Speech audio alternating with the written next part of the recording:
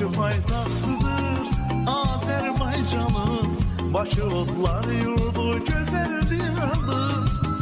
Bakı gəncliyimdir, döyünən ürəyimdir, şəhərlərin şəhəridir qədim Bakı. Bakı gəncliyimdir, döyünən ürəyimdir, şəhərlərin şəhəridir qədim Bakı.